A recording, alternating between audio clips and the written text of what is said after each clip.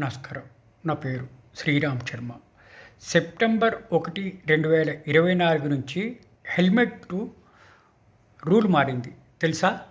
ఒకవేళ ఈ rule follow కాకపోతే మీరు ఫైన్ కట్టవలసి వస్తుంది. అది 2000 రూపాయల దాకా.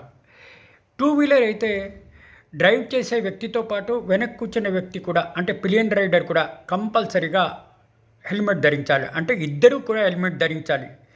హెల్మెట్ కూడా నాసిరకం ఉండకూడదు, స్టాండర్డ్ అయి ఉండాలి, ఐఎస్ఐ మార్క్ అయి ఉండాలి.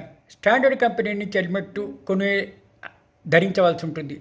ఏది పెడితే అది ధరించడం కాదు, లేకపోతే ఫైన్ కట్టాల్సి వస్తుంది. ఇది రీసెంట్గా కొత్త రూల్ ప్రవేశపెట్టింది ప్రభుత్వం. ఎంబీ యాక్ట్ ప్రకారము సెక్షన్ 194, ఒకవేళ హెల్మెట్ ధరించినా కూడా సరిగ్గా పెట్టుకోకపోయినా 1000 రూపీస్ జరిమానా విధిస్తారు.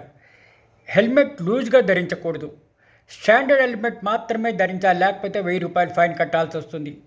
హెల్మెట్ స్టాండర్డ్ కాకపోయినా, సరిగ్గా ధరించకపోయినా 2000 రూపాయలు ఫైన్ కట్టాల్సి వస్తుంది.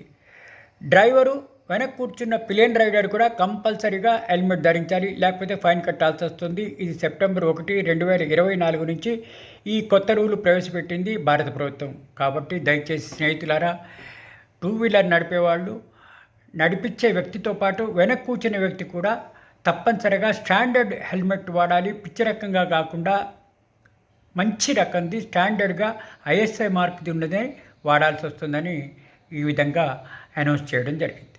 Thank you.